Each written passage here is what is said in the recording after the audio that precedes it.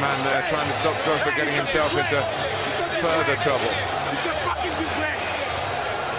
Oh, it's not a bad ball for Pele on the right side. It's Carlos Alberto. And what a great goal that was!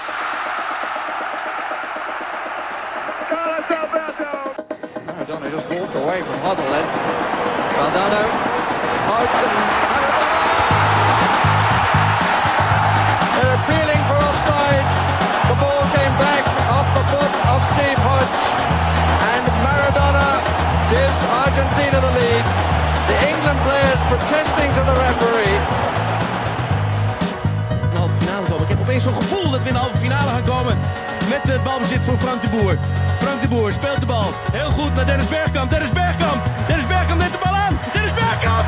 Dennis Bergkamp. Dennis Bergkamp. Dennis Bergkamp. Dennis Bergkamp. Oh! Frank de Boer speelt de bal naar Dennis Bergkamp. Die neemt de bal feilloos aan. En die schiet de bal erin. Hello and welcome to the Scoreless Thriller podcast. I'm Alex and joined as always by Leon. Leon, how are you doing? I'm doing great. Thanks. And we've got a guest today. We're joined by Manny Djazmi. Manny, thank you so much for joining us on the podcast. Hi, Alex. Hi, Leon. Thanks very much for inviting me. So Manny is the host of the BBC World Football podcast and a football journalist, sports journalist with the BBC. At this point, I think it would be good for you to sort of introduce yourself a bit further for our listeners. So what is your sort of sports journalism journey, or how did you kind of end up in that field and working for the BBC?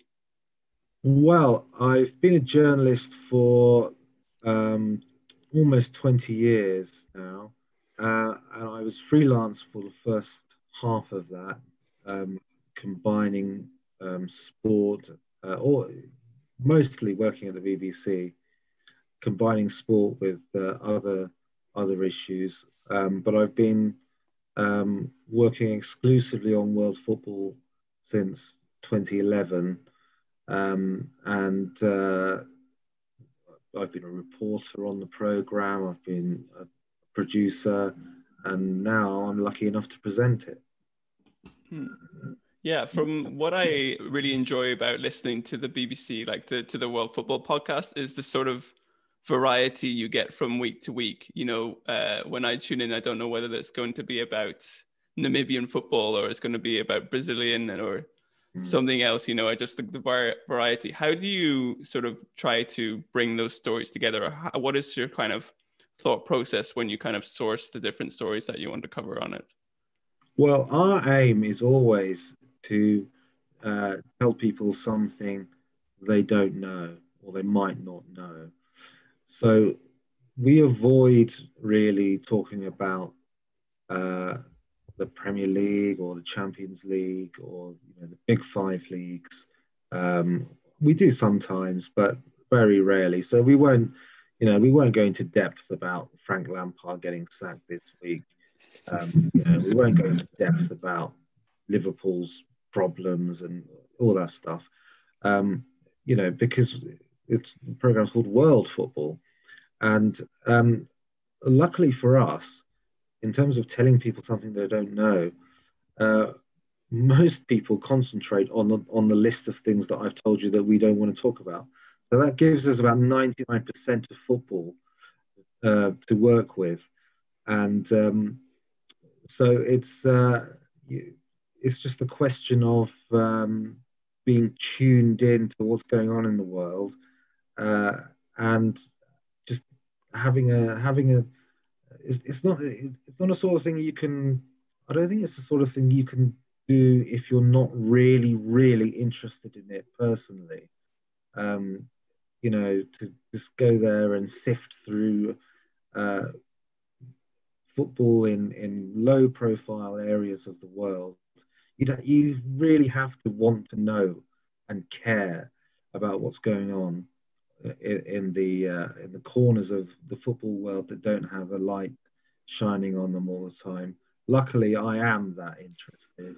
And when did this start? Say again? When did this start? The interest in football? Oh well, Well, I suppose when I was at primary school, when I was 8 or 9, um, my friends and we playing football at break time and things like that. And then I suppose because I wasn't born here, I was born in Iran. I wasn't born in the UK. So I've always been aware of being kind of not being from anywhere really. So that's given me an awareness of the world. And I remember, the sticker albums that you used to get. I had a sticker album for the 1990 World Cup, and in the where you put the stickers, there was a little bit of information about the player, who they played for, and things like that. And I thought it was so exotic to hear about all these clubs around the world that I had no idea about. And ever since then, really, I wanted to know about them. And so, really, what I'm doing now is pretty much what I did when I was a teenager, just finding out about football all over the place. But luckily now, I can talk about it on the radio. Yeah. What has been with some of like the stories that you've really enjoyed covering over the past year or so? I've listening in to the podcast, something I've really enjoyed the recent reuniting of Pat Nevin Namibia with Pat Nevin Scottish. Yeah, that had nothing to do with me actually. That was the producer who plucked Namibian Pat Nevin out of the air. But in the last year, I mean, when the pandemic happened, we did think, what are we going to talk about? Because all football stopped. But of course, football is just like everyone else. It was a great leveler actually, the pandemic, in terms of everyone's lives, because it didn't matter if you were uh, a, a footballer in your own sort of I was going to say bubble, but I meant bubble in the pre-pandemic sense, as in just kind of locked away in your own world in your gated mansion, or if you're just an ordinary guy. Everyone was going through exactly the same thing. And so we had loads of material to work with. And because everyone was sort of caught out by the pandemic and nobody really knew what to do about it, um, the club press officers uh, weren't weren't anywhere near as strict and suspicious and controlling as they normally are. So we were able to call up these players at home and just talk about the things that were affecting their lives, which were exactly the same things that were affecting everyone else's lives. And I remember one guy, a Spanish footballer, who was a journeyman really, and his club was in Thailand, but he couldn't. He went to Spain for Christmas in 2019, and he couldn't get back to Thailand because of their lockdown in East Asia. And he happened to have a pharmacy degree, and his parents were pharmacists, they're quite elderly. So he just started working in the pharmacy, and he was serving all these people. And Spain was at that time, this is sort of April time, was gripped, was very much in the teeth of the pandemic, and there were no masks, there were no protective equipment, and he was there, uh, facing all these people every day, trying to give them medicine, trying to give them help. His wife was heavily pregnant. He was training at home uh, by lifting up 5 liter bottles of water. That was his training in the evenings while he worked in the pharmacy by day. It was an amazing story. But there were lots of stories like that. And, as I said, we were all, wherever we were, whatever we did, we were all kind of suffering in the same way. Yeah, there is this common frame of reference that you then suddenly have.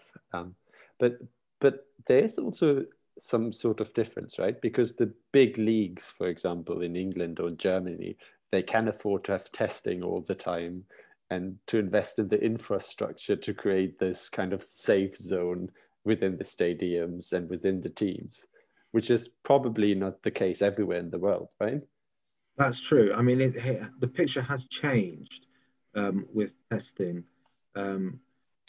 And once testing became a thing, then there was definitely a discrepancy between the haves and the have-nots within football. I mean, women's football, nothing happened in women's football for a long time last year. And as you rightly say, I mean, in England, Premier League clubs are tested every week. I think they're doing it twice a week now. Whereas lower down, even still in professional football, there are hardly any tests. And it's only when clubs were tested because they were in the FA Cup that they uncovered so many cases of coronavirus. So yeah, I mean, the familiar old lines of those who have and those who have not emerged within the context of coronavirus. But to begin with, everyone was in the same boat. Yeah, exactly. I also wanted to bring up. So I read an article about you which says that the first line in your CV reads the first male journalist to be allowed into any kind of women's football in Iran. Would you be able to tell, how did that come about? How were you able to have this sort of claim to fame, or how was this situation arise? Well, this was I think it was back in 2004 or 2005. I went to Iran, and I was trying to interview the old Iranian striker Ali Daei, because he was about to become the first man to score 100 international goals. And I interviewed him, and he did it in some style. He went from 98 to 102 in one match. But while I was there, I thought, well, what about women's football? Who plays women's football in Iran? And I was put in touch with a coach of a club in Tehran, and I called her up and we had a chat. And I said, can I come to one of your training sessions and just do some recording? And she said, well, how are you going to do that? You're a man. And I said, well, I think there are two reasons why you should let me. One is that I've come all the way from London, and two is that I can't see anything. I'm blind. And she sort of thought about it, and she said, fair enough, all right then. Solid arguments on both. Yeah, exactly. So off I went. My male relatives were seething with jealousy because you had all these young girls running around in shorts and t-shirt, and I was there. Although the great leveler was that I couldn't see them just as much as they couldn't see them because they were where I was. So that's how it happened. And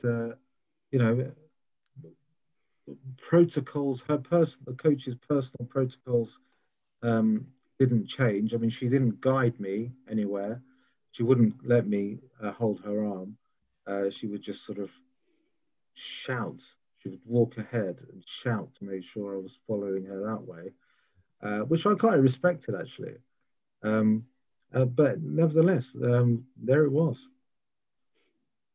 Yeah, it's an incredible story. So, like speaking more generally, then. So we're going to move on to the main topic and why I wanted to get in touch in the first place, which was you wrote this article for the BBC Sport website, which I encourage everyone to check out, about the historic sort of a peace match between Iran and USA in 2000. Now, the two teams met in the World Cup in 1998. Do you have any specific memories of either that game or the game in 2000? Well, yes, in '98, I watched it on TV in England, and it was, if it hadn't been for Iran, the way that they qualified for that World Cup, that would be probably my best football memory. But Iran qualified for that World Cup in remarkable circumstances when they beat Australia on away goals. And you should do a podcast about that separately. But that was amazing, and that I think all Iran fans who remember that time would put that as their favorite memory. But in what way? I think I do remember Iran got a late goal, or was well, it's just because I mean, in terms, never mind the build up and what went on in the build up, but I mean, there were no FIFA days at that time in '97, and so the Asian World Cup qualifiers happened every week between September and the end of November. It was like a league, but the prize was qualifying for the World Cup.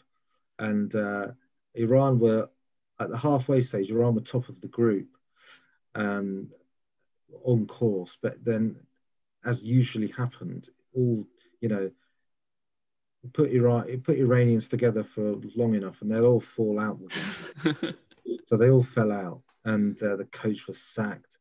And then they had after all these games, the eight weeks of games, home and away, they had a one-leg playoff against Japan in Malaysia, and it went to extra time. It was 2-2, and Ali Daei hit the post in the 119th minute. And from the rebound, Japan counterattacked, went down the other end and scored the winner with the golden goal. So, and then 6 days later in Tehran, they played the first leg of the final playoff against Australia, which finished 1-1. And a week later, they went to Melbourne and played Australia in the MCG. 90-odd thousand people there. And in the first 10 minutes, being conservative, Australia should have been 5-0 up. Yeah. They weren't. They only went 2-0 up. And then a fan ran on the pitch and pulled down the goal net, which caught. And this was a guy it was a guy called Peter Hoare, who made a habit of disrupting sports. He was everywhere, right? I think I remember some Olympic thing as well. And... Yeah. He was. How come I've never heard of him? And, so he ran on, pulled down the goal net, and stopped the game. And that's really that was the turning point in the match. Iran only had 3 chances in the game, and they scored from 2 of them, and they went through on away goals. Anyway, I said I wasn't going to go into it, but I just had. No, please. So anyway, that's why the win over the United States at France '98 was the second best football moment in our memories. Yeah. But that was, I mean, before that game in France '98, obviously that was a hugely sensitive political match. For all the reasons that have been pretty much the same for the last 40 years in terms of the enmity between Iran and USA. But, before the game, Bill Clinton gave a presidential address just because of that game. And, the players, the Iran players, if you look it up on YouTube, you'll see all the gifts that they showered the Americans with. And in that game as well, I think America hit the post 3 times. Mm-hmm. But Iran ended up winning 2-1. And inside this, I did a report about this match a few years ago. And inside the stadium, there were different Iranian factions in the stands. People who were monarchists, people who were sort of Republicans, supporting of the current regime. Another group that hated both of those first 2 groups, and they were all having a go at each other. They weren't even, a lot of people weren't there to support the football team, and so that transmitted itself to the players, and so it wasn't a very happy occasion for the players because of that reason. Nevertheless, after that game, a friend of mine called Mehrdad Massoudi, who was the FIFA media officer at the match, met up with, or he bumped into Hank Steinbrecher, who was the General Secretary of US Soccer, and he said, well, let's do it again. And Hank Steinbrecher said, well, he said to me, well, Mehrdad wanted to do it for humanitarian reasons and building bridges and all that stuff. Hank Steinbrecher said, look, they kicked our ass. Yes. We need to kick them. So that was his motivation. And eventually they had to overcome so many hurdles and barriers and so many people who didn't want the game to happen in the United States, but they stuck at it, and they got this game on that hardly anyone knows anything about, because it's just friendly. It was just friendly in a January, when the USA usually picks sort of second string players. And I mean, this was back in 2000. You know, my parents didn't have internet at home. They certainly didn't have any kind of satellite TV that showed it.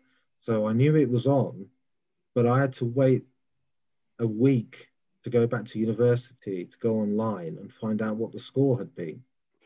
Wow. Yeah, I think the only footage I could find on YouTube was like there's like a 40-second highlight package, and then that's it. I know. Yeah, it's remarkable when you think of it now. You could watch the game in about 5 different languages on various illegal streams. But no, in those days, I had to wait a week to find out what the score was.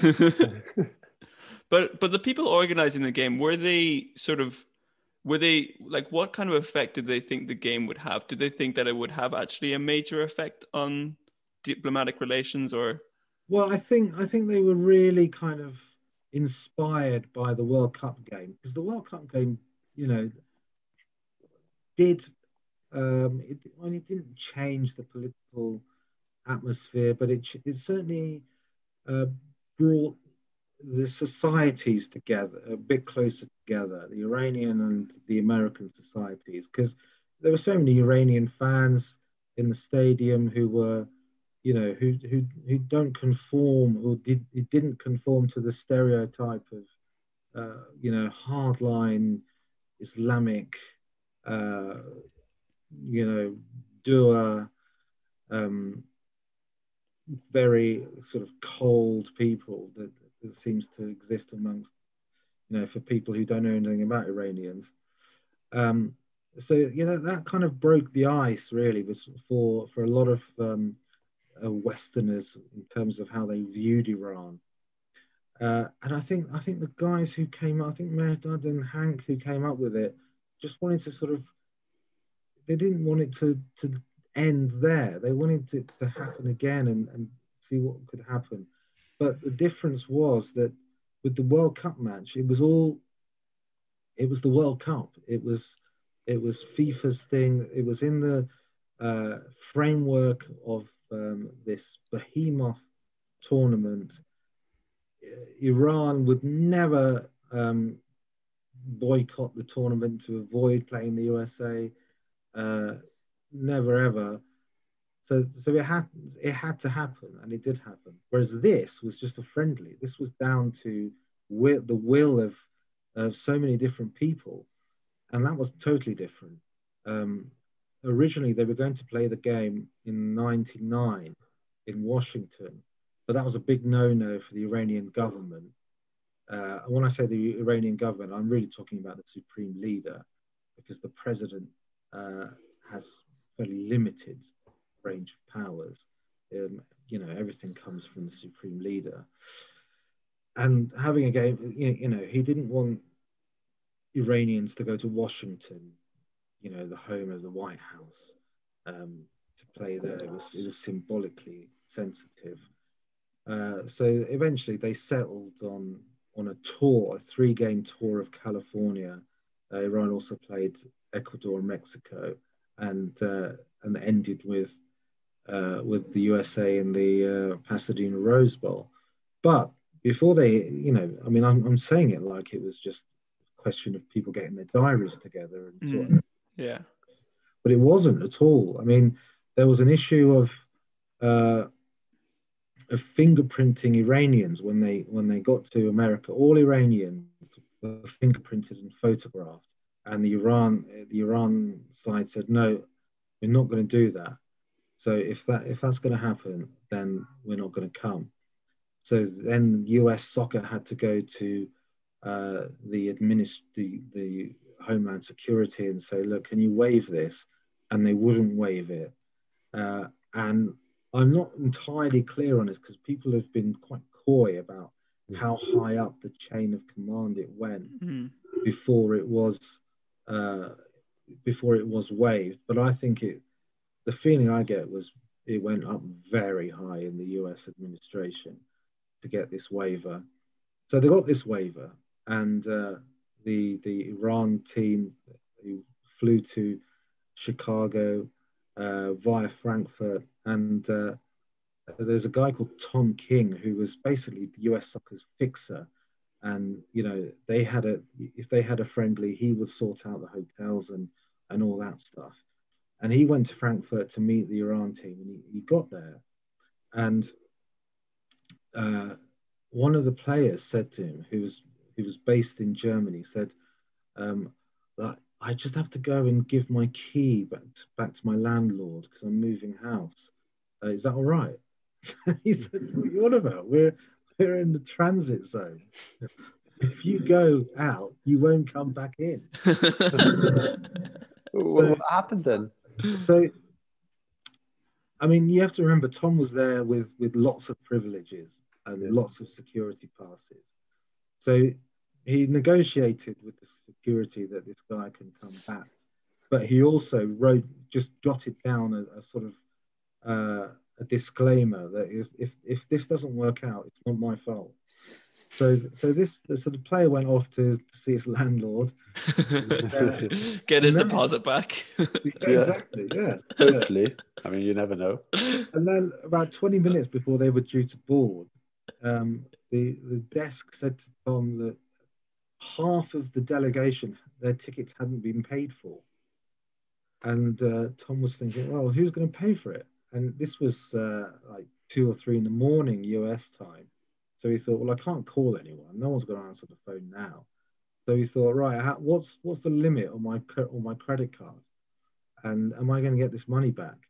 And he just went for it, and he paid for it himself. That's quite an investment.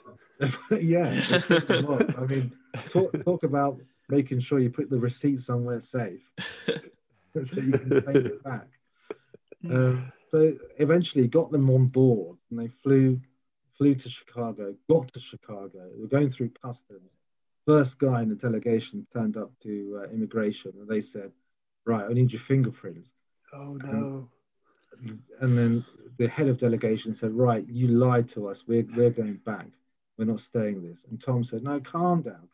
He just sort of whipped out this letter that he had from someone from Chicago immigration to get them through. So they got through without any problems. And then they started this 10-day tour. They played these 2 games. They had a bit of tourism. You know, they went to Universal Studios, and they went to Disneyland, and did loads of shopping, things like that. But as the closer the game got, the more tense things became, and some of the players and the coach were getting calls to the hotel rooms saying either offering bribes for them not to do the match or threatening them if they did. The head of the Iranian FA got a call saying, if you go ahead with this match, we'll make sure your flight home doesn't make it, things like that. And this was from a group that nobody had ever heard of. It was just a quite spurious group. And I think they were traced to somewhere in Texas in the end. And the head of the FA, Safai Farahani, said, well, look, you know, everyone in Iran knows where I am. They've all got the hotel number. If they want to call me, they can. You're not calling on behalf of them. I don't believe you. Yeah. There was a theory that the sponsoring of the game by Budweiser was the issue. So the US soccer, Hank Steinbrecher, whom I mentioned earlier, he said, look, don't worry, we can get another sponsor. But his counterpart said, no, you know, you've signed this deal with them. we're both professionals. You go ahead, carry on with Budweiser as the sponsor. Nevertheless, the FBI took these threats very seriously.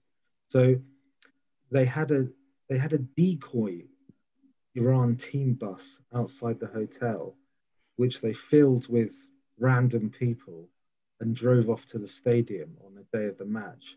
And the actual Iran players, they smuggled through the hotel kitchens into the underground car park where the actual team bus was waiting, and they followed a bit later on. So you ended up with two Iran team buses at the stadium. So action packed. Wow. Yeah, I know. And this is just for friendly. And what I found particularly chilling, and I didn't know until I'd started to research this article, was that they were afraid that someone might fly a plane into the stadium. And this is 18 months before 9/11 happened. So they shut off the airspace around the stadium so that nobody would fly into the stadium. And by all accounts, outside the stadium, the atmosphere was amazing. People were making kebabs, and everyone was mingling. And I think all but a few hundred fans were Iranians. It absolutely just because there's a huge Iranian community in Los Angeles, right? I think there is. Yeah, I mean, at least 500,000 people live there, but they also came. I mean, I spoke to a fan who flew there from Colorado, and he was saying, in Colorado you hardly see any Iranians, but every time I turned a corner, I saw a bloke I knew who had also gone there. And after all of that, after all these events and problems, it was only 1-1. You think the players just kind of should have done something to create some kind of memorable scoreline. But although it does sound very diplomatic. It's almost fixed, do you feel, if it's 1-0? Yeah, exactly. In fact, I spoke to one of the guys who's on the bench for the USA. I interviewed him about something else last year, but I said, by the way, I'm doing this article. And he said, I can't even remember if I played. So that's how memorable it was for them. But how about for the Iranian players? I mean, for them traveling over to America, do they have many misgivings about the tour or the game taking place? No, I don't know. I mean, in that squad, a sizable chunk of those players were already playing in Europe. In fact, one of the players, the captain, was already playing in America. He was playing for New York, New Jersey Metro Stars. So, there was no question of defecting or being starstruck. I mean, they as I said, they went to Universal Studios and Disneyland, but people who'd never been to America, many people would do that. They were never going to defect because they had too much to lose, because in Iran they were superstars, well paid, and as I said, many of them already lived in Germany. So why defect to go to America when you're already living in the West? I don't think it was a big deal in that sense for them, and I don't think I'm sure they weren't as affected by the significance of playing the USA as observers might have thought them to be.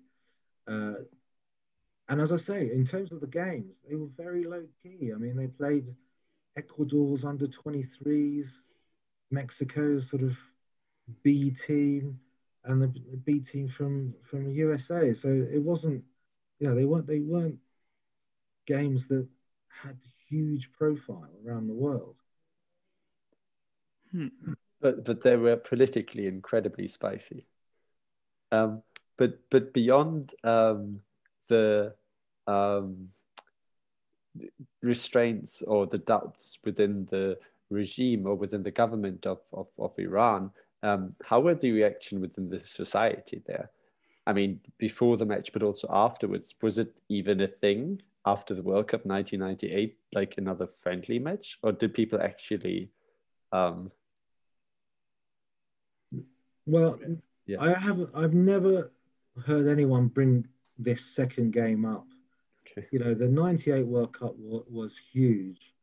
The game that they played there, and you know, people flooded the streets afterwards and celebrated and all that stuff. This game will have been, I suppose, around midnight, something like that, in Iran, and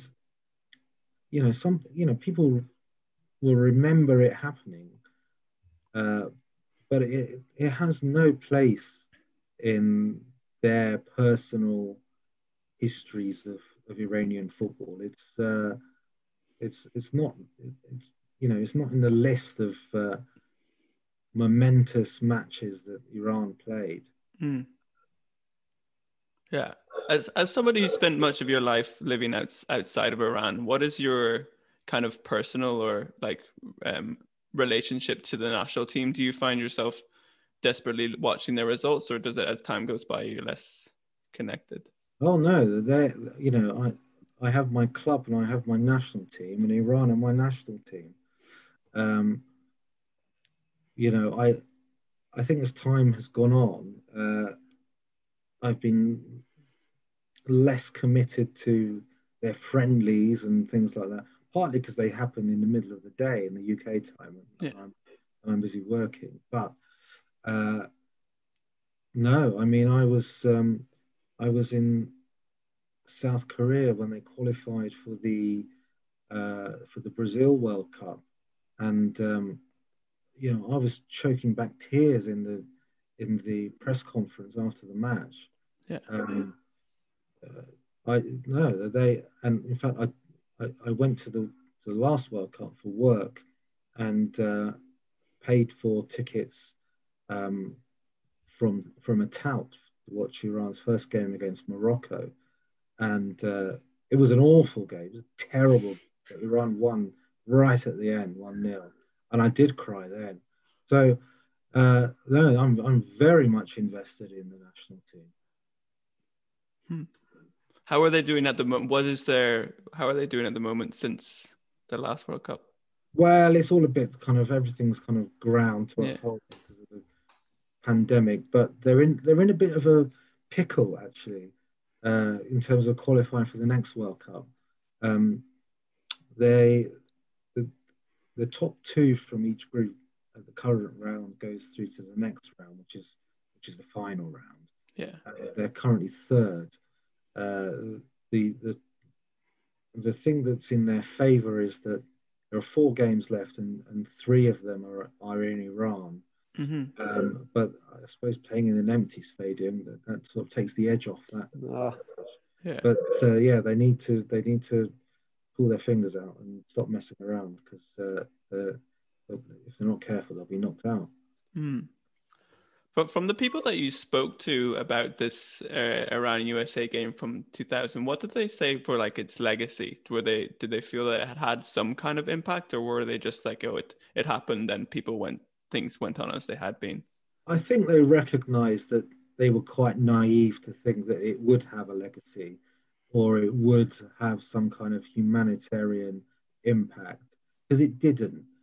But I think they're very proud of the fact that they got the show on, Yeah. and they made it happen, because it was quite a feat to make this happen. And you know, in a weird way, they sort of brought the two governments into each other's orbit, because they were at some level both working on this project. You know, either to try and stop it, or try and help it go ahead. No, I mean, it didn't have a legacy. As I say, it's a match and an occasion that, you know, has passed out of memory in terms of football fans around the world. And I think they're sad about that, but I think they're proud that it happened. There was talk of a rematch of the USA going to Iran, and these were, in those days, you know, Iran's president was a reformist. Bill Clinton was coming to the end, and you know, he was more open to diplomacy than Donald Trump certainly was. And so there was, this it wasn't unrealistic to ask the USA to go to Iran. And there was a tournament in 2001 in Iran called the Civilization Cup, and it was a 14 tournament. Iran were there, Egypt, a couple of other. It was basically, the old world, all the countries, yeah, civilization, and they were going to invite Greece, and the USA were going to be representing the new world.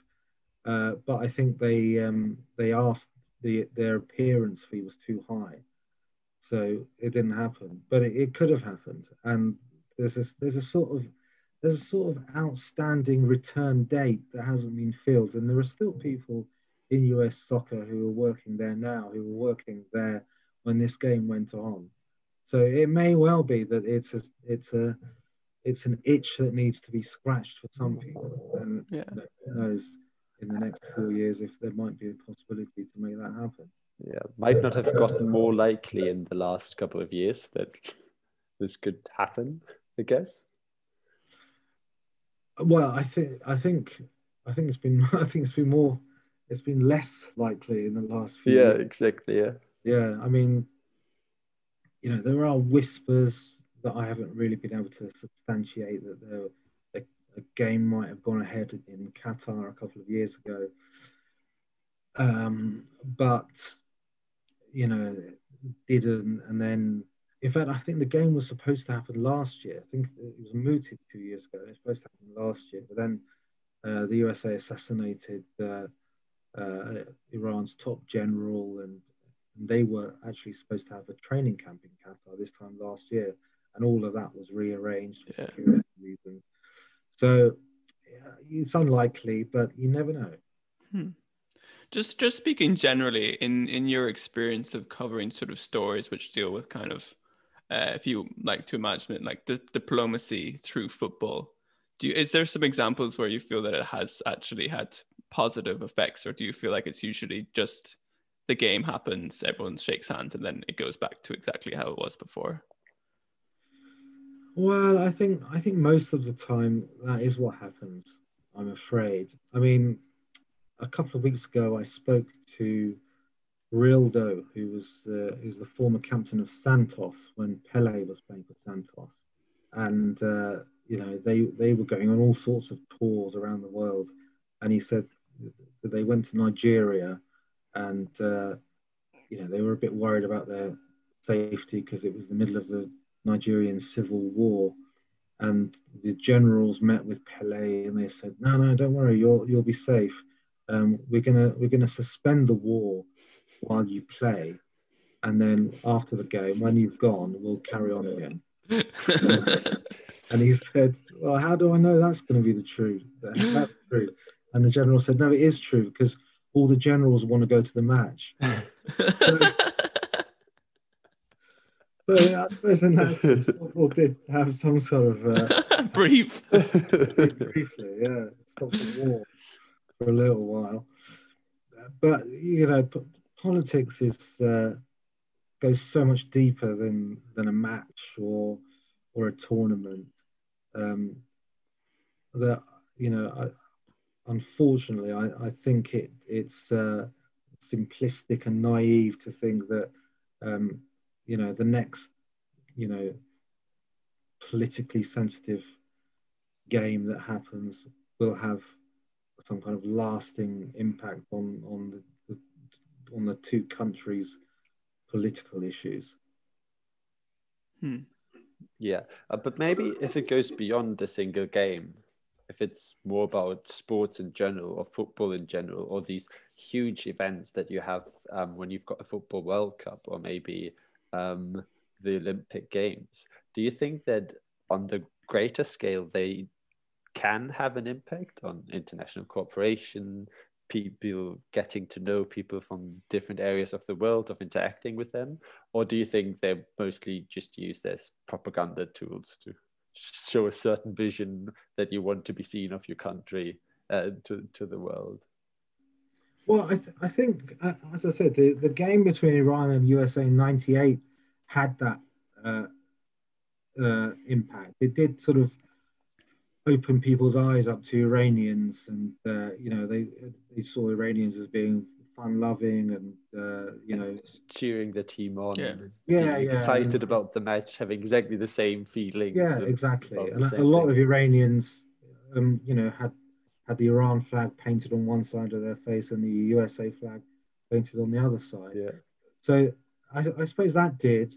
But in terms of a sport, even in the Olympics, Iranian wrestlers meet USA wrestlers usually at some stage in the Olympics, and boxing and things like that. And these things come and go.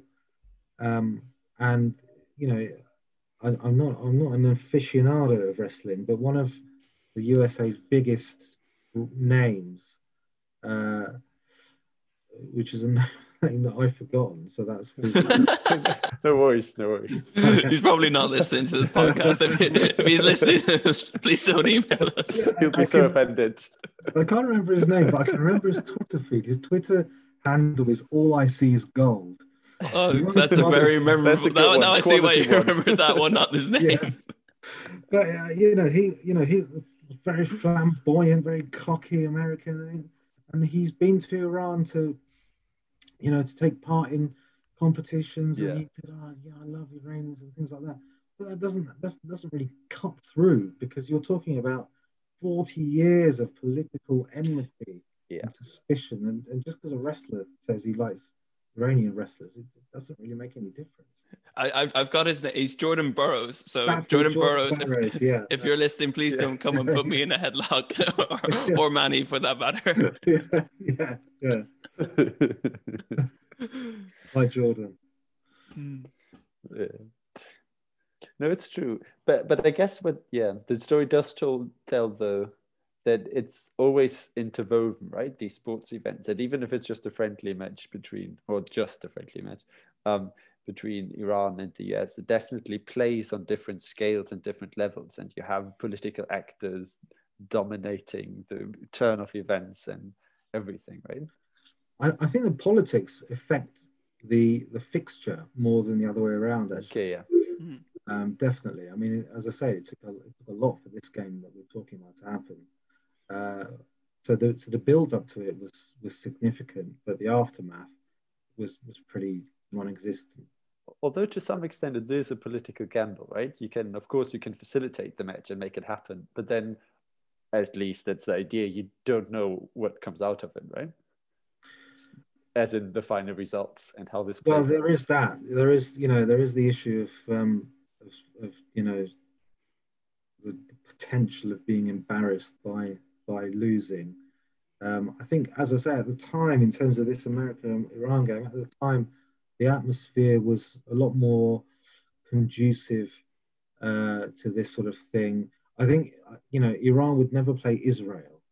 And I think the potential for losing, even though it'd be unlikely because Israel aren't very good, the potential for losing to Israel would be too much for the current regime in Iran to risk agreeing to a match. Yeah. I mean, apart from all the other things, apart from the fact that they don't even recognize Israel, and Iranian athletes aren't allowed to compete against them. If you sweep that to one side, I think potential for losing and being embarrassed, as they would see it, would be too much for them to sanction again. But isn't that also somewhat of a beauty of your job, that through covering football somewhat away from maybe the mainstream, you get to use it as a vehicle to also talk about the politics, the societal issues, and everything that happens around the world. Absolutely, and working on the World Service, which is essentially a news network covering the world. I mean, these issues are on the World Service all the time. The issues of politics and geopolitics and things like that, and football fits into that framework, and it always has from right at the beginning when international football was being taken seriously, because nobody around the world really cares who the prime minister of this country or president of that country is and what their policy is on this or that. And being realistic and being brutally honest, not many people really care about refugee camps and who's in there and why they're in there. But the football team of the country's football team is something that people can relate to and understand. And so, I think that's one of the reasons why games become tied up with politics, because it's one flag against another, and you don't really think about the nuances of the politics behind it. You just see, oh wow, Iran against America, and it's almost dressed up as a kind of war itself, and you almost expect the people in the build-up to start talking about who's going to attack who first. It's just a football match, but because it's flag against flag, everything else that exists between those two countries is rolled into this pie, and it becomes more than a match. No, I completely, I understand. I think that's a very good way of putting it. Manny, I think it's been an absolute pleasure having you on the podcast, and it's been really interesting going a deep dive into this game. What's interesting, if you want to plug any interesting projects or what's coming up and you working on at the moment? Not much, Alex, to be honest with you. We're talking on a Monday.